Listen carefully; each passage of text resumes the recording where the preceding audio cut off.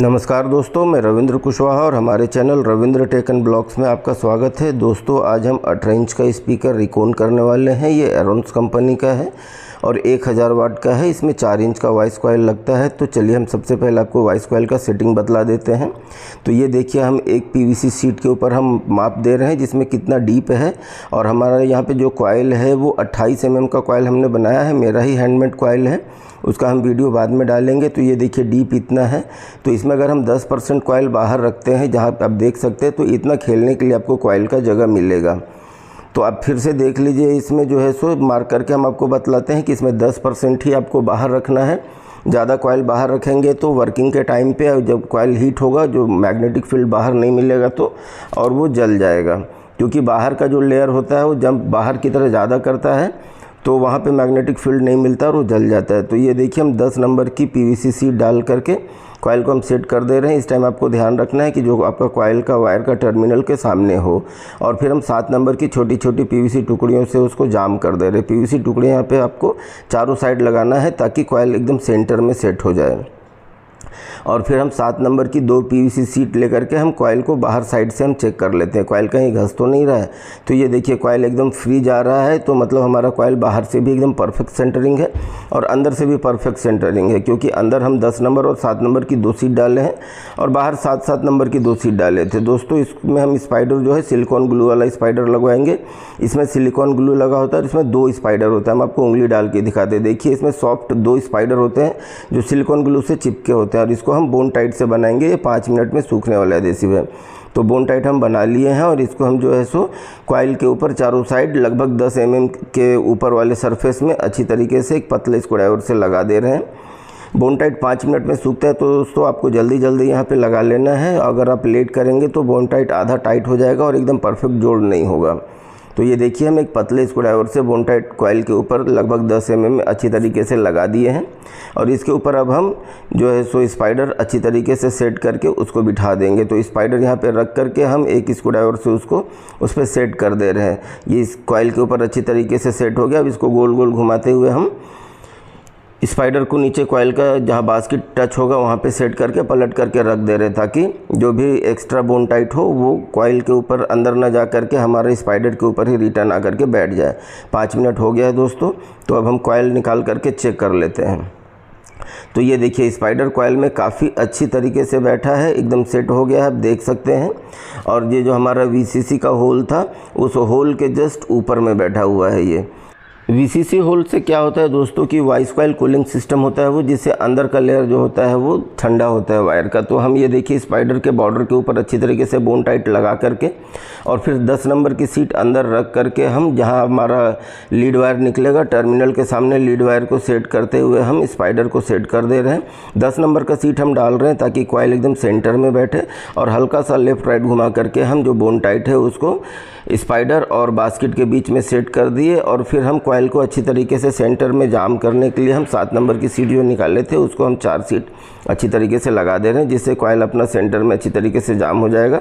जब हम इसमें पेपर लगाएंगे तो कॉइल हिलेगा नहीं, ऊपर नीचे नहीं होगा। कॉइल जहाँ पे हमने सेट किया है उस सेंटरिंग पॉइंट पे एकदम परफेक्ट चिपका रहेगा। 5 मिनट हो गया है दोस्तों। तो जो हमारा स्पाइडर है वो बास्केट में अच्छी तरीके से जाम हो गया होगा। अब हम इसमें पेपर लगाएंगे। तो जो कॉइल और स्पाइडर के बीच में जो जगह है वहाँ पे हम बोन टाइट अच्छी तरीके से एक स्क्रूड्राइवर से गोल गोल घुमाते हुए लगा देंगे। दोस्तों, यहाँ पे स्क्रूड्राइवर से गोल गोल घुमाते हुए लगाएंगे तो क्या है, आपका बोन टाइट फैलेगा नहीं। और जब आप उसको राइट टर्न लेते हुए घुमाएंगे तो क्या है, वो स्पाइडर से लेते हुए अपना कॉइल के ऊपर अच्छी तरीके से पेस्ट हो जाएगा, बाहर बहेगा नहीं। देखिए, हम इसको राइट घुमाते हुए एक स्क्रूड्राइवर से कैसे लगा रहे हैं। और उसके बाद हम एक राउंड शेप में गोल गोल घुमा दे रहे हैं ताकि अच्छी तरीके से हर जगह पे फैल जाए। और यहाँ पे क्लॉथ रिंग चिपकाने के लिए हम स्पेप 7 इस्तेमाल कर रहे हैं, जो हम 1 लीटर के डब्बे में लाते हैं और ट्यूब में निकाल करके रखते हैं।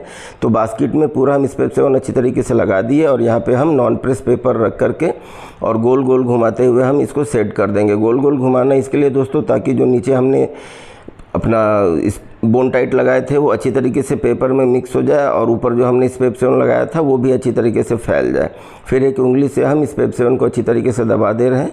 ये स्पेप 7 5 मिनट में सूख जाएगा और बोन टाइट भी 5 मिनट में सूख जाएगा। हम उसको हल्का गर्म कर दे रहे हैं ताकि अगर कहीं पर अगर एयर गैप वगैरह हो तो कॉइल, स्पाइडर और पेपर के बीच में वो निकल करके पिघल करके काफ़ी अच्छे तरीके से वो जाम हो जाए।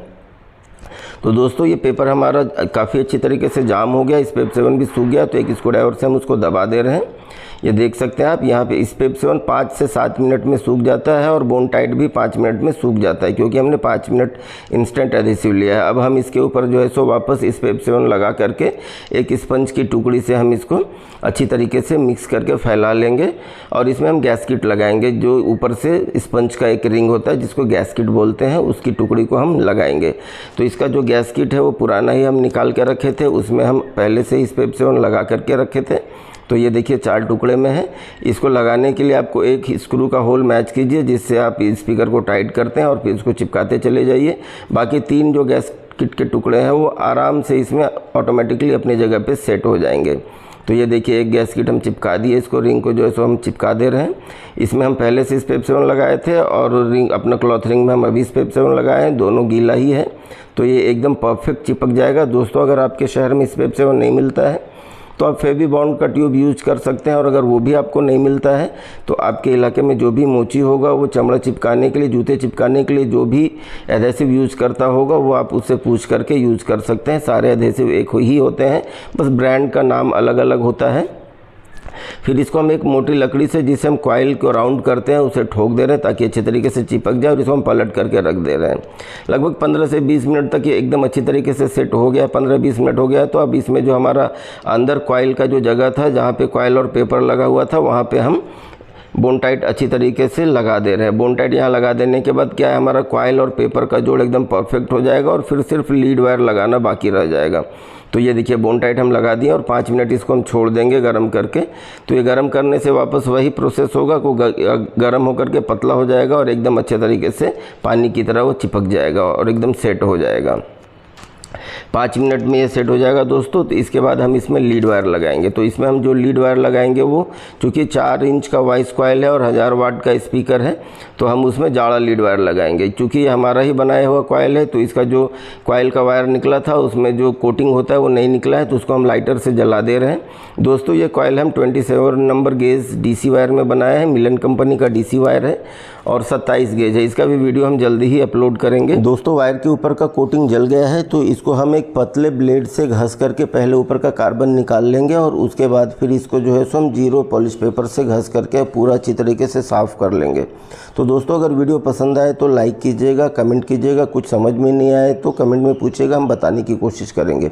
ये देखिए ये 0 नंबर का पॉलिश पेपर है, इससे हम वायर को काफ़ी अच्छी तरीके से घस करके साफ़ कर ले रहे हैं। आपको सोल्डिंग करने में काफ़ी इजी हो जाएगा अगर कॉपर वायर एकदम चमकता हुआ निकल जाए। तो कॉपर वायर जितनी अच्छी तरीके से चमकेगा आपका सोल्डिंग उतना ही अच्छा पकड़ेगा, ऊपर के एनिमल पूरा साफ़ हो जाने के बाद। तो ये देखिए अब हम टर्मिनल के सामने 2 होल कर ले रहे हैं जिसमें हम लीड वायर लगाएंगे।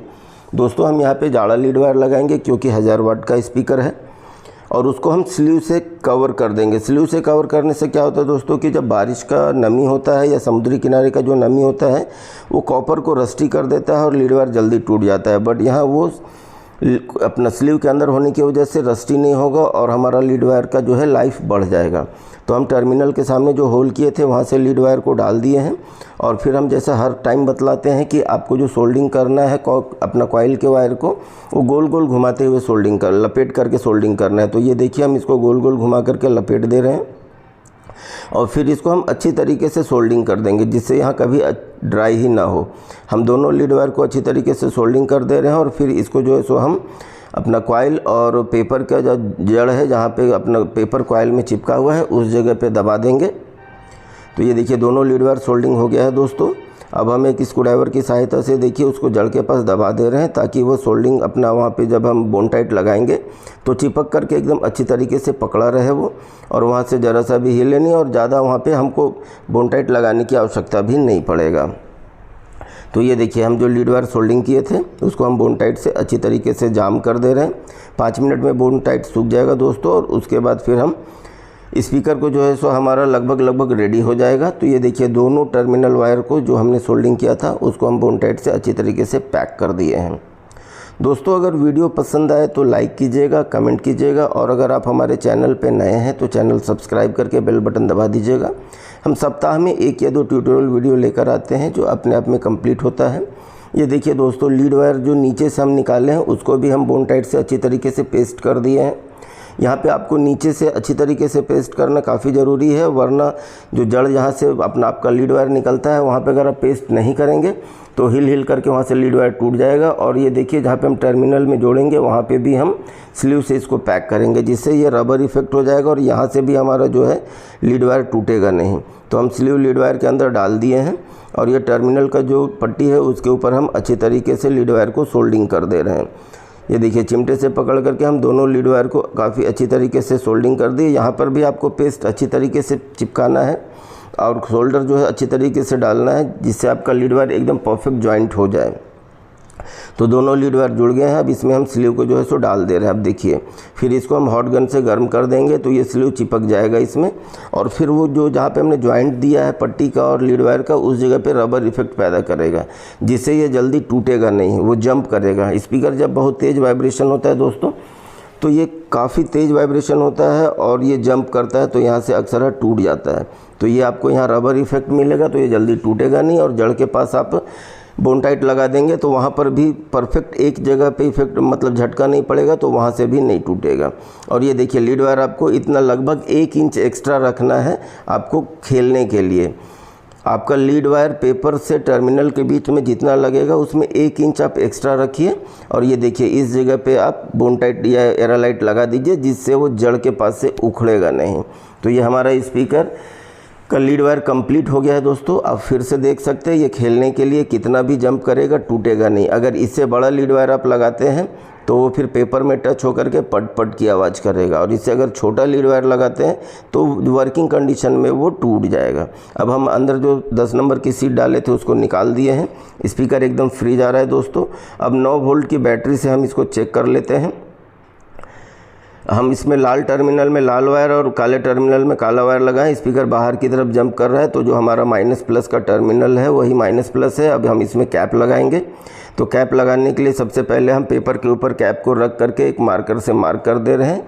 तो यहाँ पे आपको कैप सेंटर में बैठा है या नहीं, आप स्पीकर घुमा घुमा कर देखेंगे तो आपको समझ में आ जाएगा। फिर एक मार्कर से आप उसको मार्क कर दीजिए ताकि कैप आपका आउट नहीं बैठे, क्योंकि हम यहाँ पे बोन टाइट से चिपकाएंगे तो एक बार कैप चिपक जाएगा तो आउट चिपक जाएगा तो आउट ही रहेगा। ये देखिए बोन टाइट हम लगा लिए हैं और हम इसके ऊपर एक जहाँ पे मार्क किए थे वहाँ पे रख करके और दूसरे हाथ की उंगली से पकड़ करके इसको छोड़ दे रहे हैं।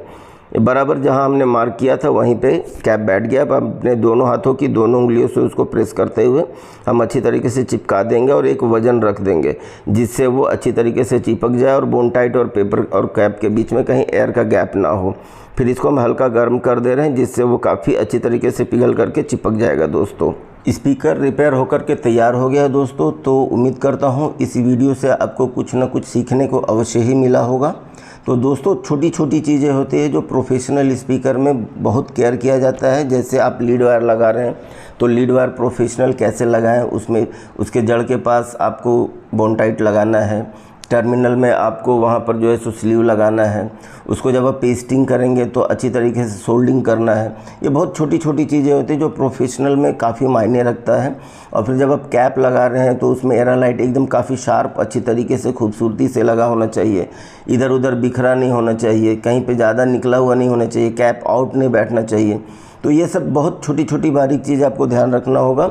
और जब एक बार आप काम स्टार्ट करेंगे, जब आप काम लगातार करते रहेंगे तो ये सारी चीज़ें ऑटोमेटिकली आपके हाथ में बैठ जाएंगी।